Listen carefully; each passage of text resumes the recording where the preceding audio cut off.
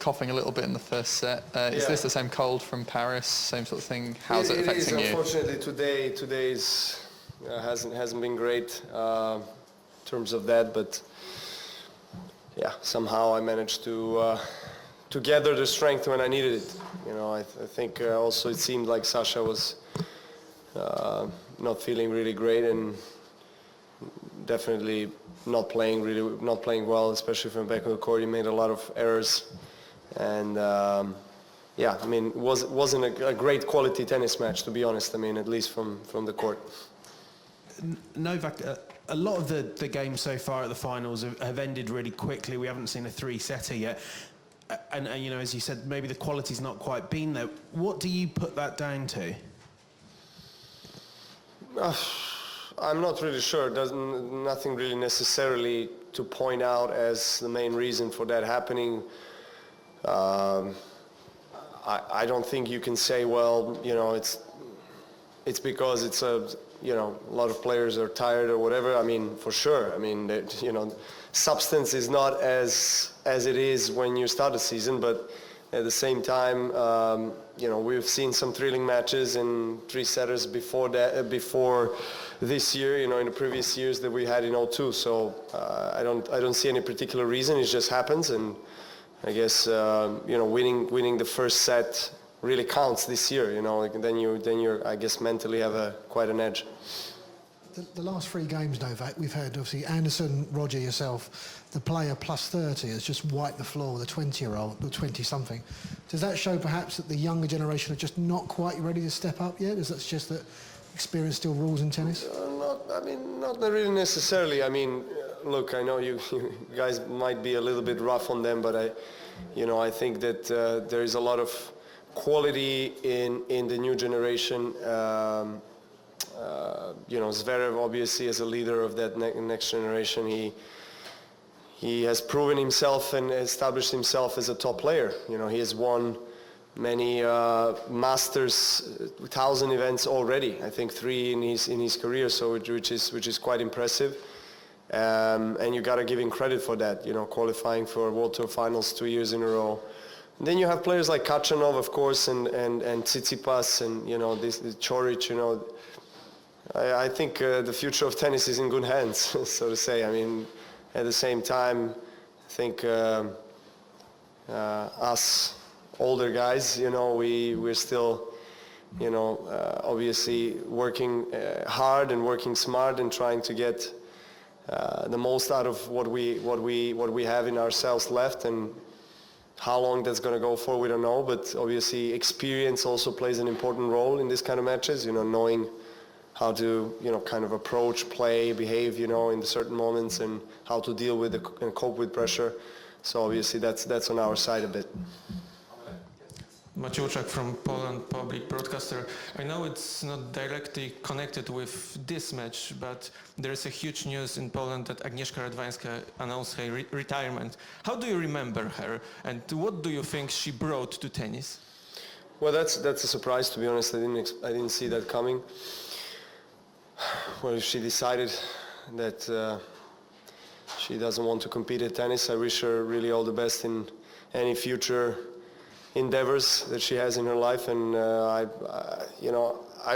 remember her, and I think many of us in tennis, as one of the smartest women's tennis players, you know, that I have seen. A great variety.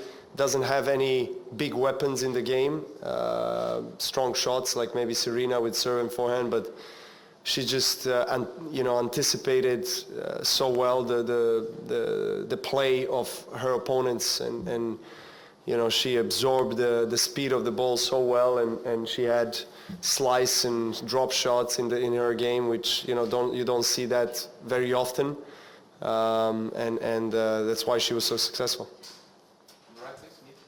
Just going back to the question about Alex and the next generation, you had a good experience working with Boris. How do you think Sasha working with Ivan Lendl is going to help him go to the next level, like Ivan helped Andy do the same, go from a contender to maybe a Grand Slam champion? Well, first of all, I guess it takes time, you know, really to you know, I guess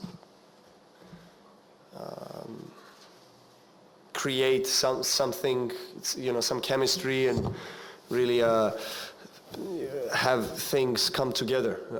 You know, it's obviously Lendl is one of the biggest legends of our sport, and having him in your box as your mentor, as your tennis coach, is very valuable. And I'm sure that, you know, I know actually that Zverev values that a lot, and he appreciates that. And you know, Sasha is very passionate about this game, and he looks always for ways to improve. And he's still relatively young, and already you know, a top 3 player of the world, a couple of years in a row. So you know, it's okay. Everything is fine. You know, he's playing at a very high level, and it just takes a little bit more to really, as I said before, find that balance and find that extra level that he needs to win slams. But he's definitely on the good path, and you know, having Lendl, as I said, can only serve him as a incentive for an improvement. Novak, a couple of months will be the Australian Open, and there'll be the usual issue with Margaret Court and homophobia. I just wondered, from your point of view, what you thought the reaction of the locker room would be if a male player came out as being gay. I can only speak on my own behalf. I wouldn't have anything against that, absolutely. I mean, you know, it's everybody's right to have sexual orientation as they desire, and you know, any kind of direction in life that they desire, and I respect it. I mean, I don't see people differently if they, you know, if they come out like that. You know, I actually see that as a really courageous move. You know, because we live in a society still that is not really, still certain parts of the world are not really ready to accept that. With this next generation, and also the generation beyond them as well, they're always compared to Federer, yourself, and so forth. What advice would you give them? And do you feel for them a little bit? For the next generation? Yeah, and beyond them. Well, maybe it seems like it's harder nowadays to kind of make that breakthrough and win your first slam as a teenager than what it used to be maybe, you know, 20, 30, 40 years ago, because, you know, the level of competition has just risen, I think, higher, and you know, the professional level of professionalism, level of dedication of players that are also ranked between, you know, 20 and 50 in the world is quite impressive. At least it has improved ever since I started playing professional tour, and now I can actually see that, you know, many more players are traveling with one or two people in their team at least, and, you know, taking everything very seriously, very professionally, and that reflects on the quality of their game and results as well. So probably for the younger generation, it takes a little bit more, I guess, an effort to make that breakthrough. Novak, Roger said he took a day off before his next match and it seemed to help him, and you earlier in the year said that break in the mountains helped you a lot this year. So will that be something you're taking in mind going to next year to make sure you fit that in as well as your tennis? Did Roger go to the mountains yesterday? No. He just took time off with his family. No, I'm kidding. Yeah, of course. I mean, sometimes, I mean, look, Roger knows his body best, and he has so many years behind him, so he knows exactly what he needs at a certain moment, and sometimes less is more. So I couldn't agree with that more. I mean, in my career, I've made similar moves in the middle of the tournament, and it works well. Sometimes you just need to get away, you know, kind of disconnect to connect better. So that's, you know, that's kind of a philosophy. Novak, tennis has always been full of wars, fights, conflict of interest, ATP versus WTA, ITF, World Team Cup, Davis Cup, Lever Cup. What do you see as a future? I mean, do you think that money will be always the leading factor? There is any chance that we can get rid of all these fights and find some kind of a solution which would please everyone? Well, I don't necessarily think money is the driving factor. You know, it might appear so. In a certain situation, obviously, yes. I mean, but I actually, you know, as a president of the council, I've had that, you know, opportunity to meet with the most powerful people in our sport in the last couple of years, and obviously with players, and get a lot of opinions.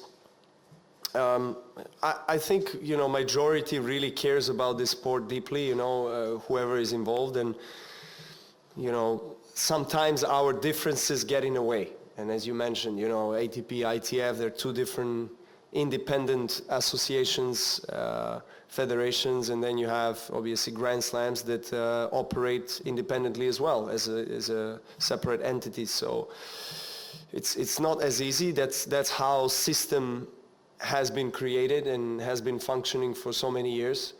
So we have to try to work with it as well. You know, there are many interest sides, and it's not as simple as let's just pull the trigger and we'll make this happen, or this radical move within a month. You know, it doesn't work that way. You know, there are members, there are constituents, you know, board, everything has to be voted, and whether I think the structure of the ATP specifically can be better, I actually do. I don't think it's working very well, to be honest. It's a slow process, but at the same time, I can definitely say from my own experience of being in the player council earlier in my career and now again for the last 4 years, that this last player council group has been very active, proactive, you know, in terms of communicating with each other, in terms of caring about everything that is going in the sport. So, you know, obviously the Davis Cup and World Team Cup situation is delicate, you know, but, you know, we find ourselves in this kind of particular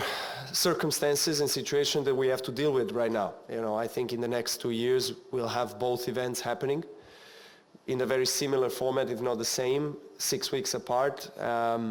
Whether I think that's good for our sport, I honestly don't think it's good for the sport.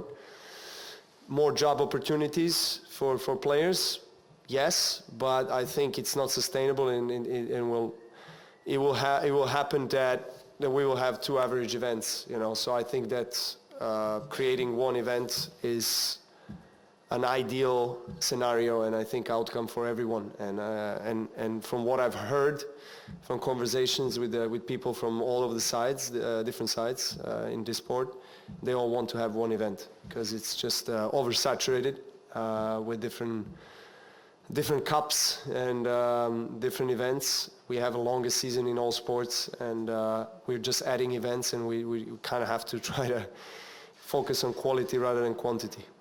One event, also Lever Cup.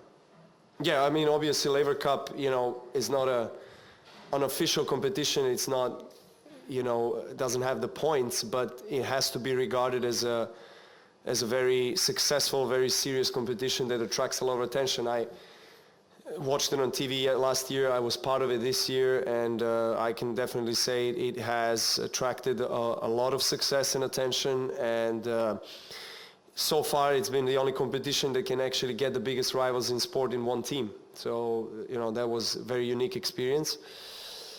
So yeah, I mean, it's, you know, this part of the year after the Grand Slam season is done, you have the, you know, post-US Open, Lever Cup, then you have Davis Cup, and then, you know, World Team Cup in the first week of the year. It's really oversaturated within 3-4 months. It's just too many events, and we'll have to work it out. But you know, we have to start from somewhere. Thank you very much. Thank you.